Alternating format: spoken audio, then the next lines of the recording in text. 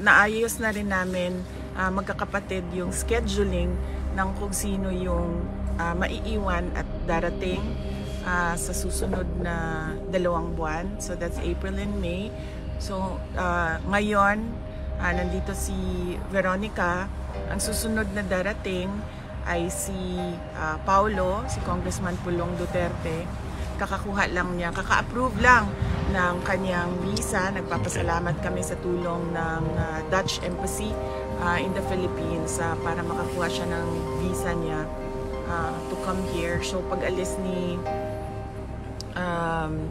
Hanilet, bago umalis si Hanilet, darating si Congressman Pulong Duterte. And hindi pa namin ma-confirm ang pagdating ni Mayor Sebastian Duterte, pero supposedly dapat siya yung susunod. Pag alis ni Congressman Pulong Duterte, dapat nandito na siya sa The Hague.